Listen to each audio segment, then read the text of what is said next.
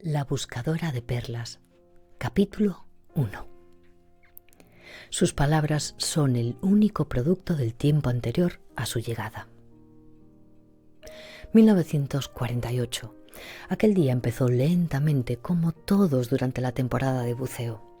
Ajustó la tira de las gafas de bucear, comió un cuenco de cebada, remendó un desgarrón de la capucha de su traje de buceo, comió una sardina salada tras otra y al palpar una muesca de su tina pensó que las letras kanji que había dibujado en el fondo tenían que repintarse.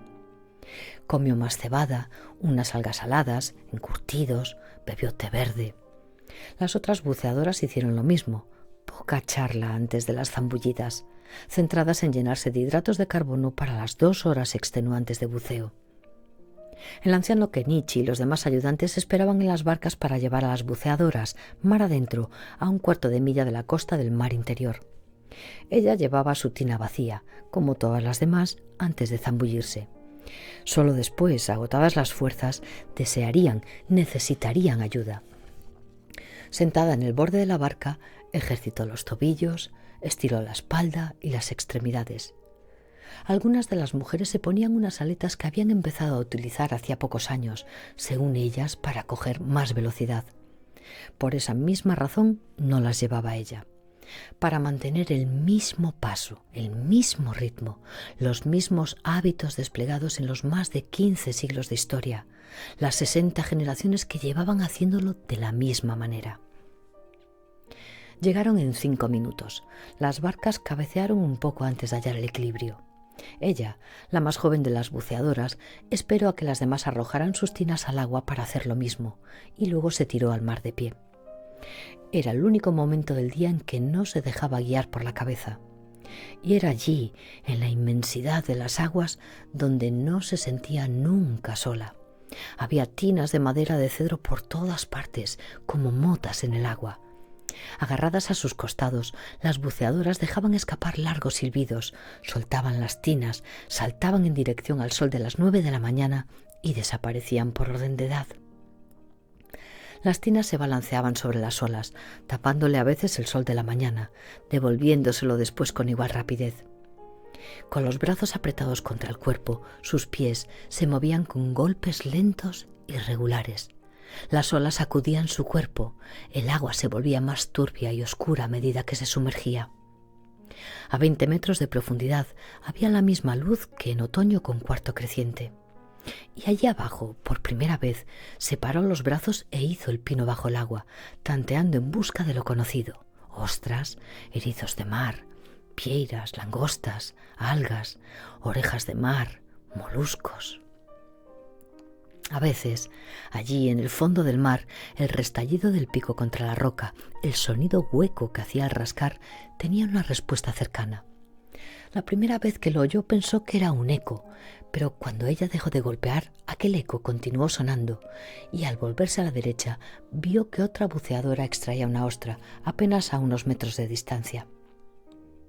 Aquel día golpeó la concha de una ostra con su pico en forma de jota, hizo palanca con él y con unos pocos golpes consiguió soltarla y tenerla en la mano.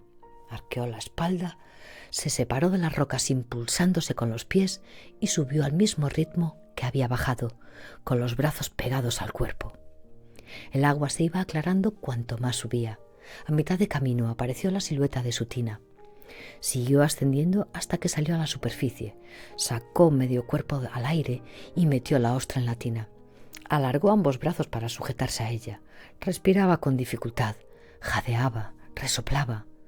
Los vientos primaverales soplaban con fuerza. Las nubes se habían desplazado hasta disiparse sobre Honshu. En la superficie el agua estaba mucho más caliente que en el fondo. No era como en la montaña, donde una ascensión de 20 metros no supone una diferencia de temperatura. En el mar, sí. Bajar al fondo es como pasar del otoño al invierno, y se pasa del invierno al otoño al subir, pero el deshielo es muy lento.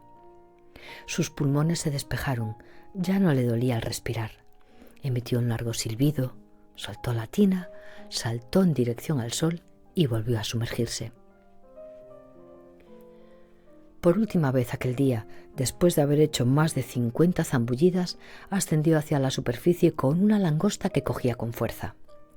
Al emerger, resollando, el aire contenido salió dolorosamente de sus pulmones. Llegó a la garganta y pasó por entre los dientes que le castañeteaban. Mostró la langosta a Kenichi. Con dificultad conseguía sujetarla fuera del agua, sabiendo que se alegraría, porque la compartiría con él, como siempre. Pero no era la comida lo que ocupaba sus pensamientos. Tenía tanto frío que ni siquiera podía encaramarse a la barca. Estaba tan cansada que ni siquiera podía echar la langosta en la tina. El frío y el cansancio se reforzaban mutuamente. La red de Kenichi recogió la presa que ella traía en sus flácidos brazos y la dejó caer en la tina. Kenichi volvió a tender su red de pesca y esta vez ella la cogió con las manos vacías y él tiró hacia la escala de 2 peldaños por la que subió a la barca. El sol estaba casi sobre sus cabezas y aunque había 25 grados de temperatura, ella solo conseguiría calentarse un poco unas cuantas horas después. Había días en que no llegaba a conseguirlo. En los 2 primeros meses de la temporada de buceo, tanto ella como las demás buceadoras rozaban la hipotermia.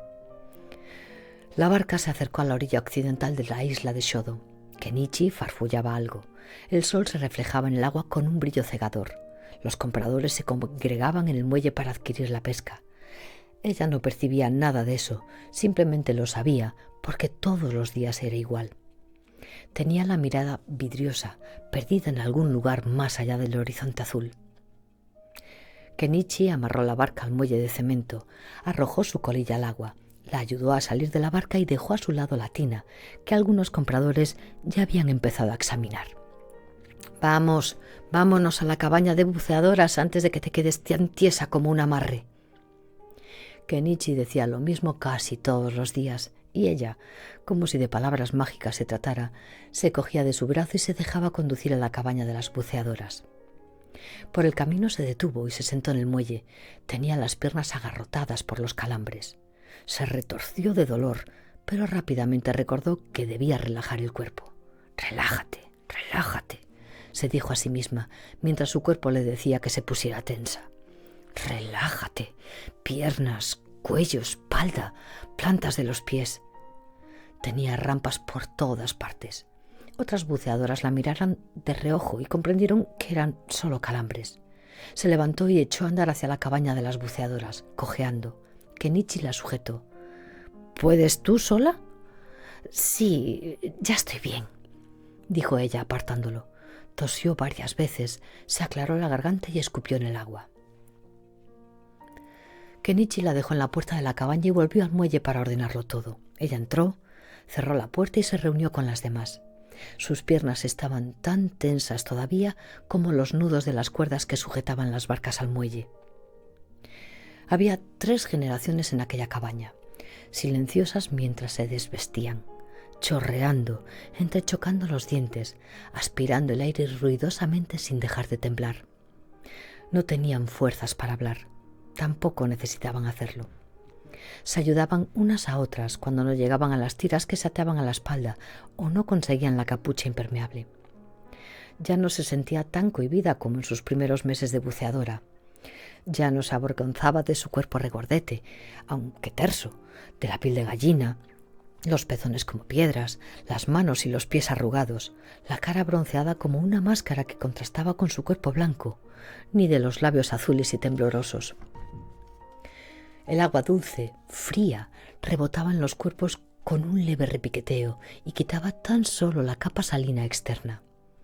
Las otras capas no se desprendían jamás. Incluso en los largos meses en que no buceaban, todas las noches llevaba hasta la cama el olor del mar. Temblaba al vestirse, temblaba al vender sus capturas, temblaba sin parar.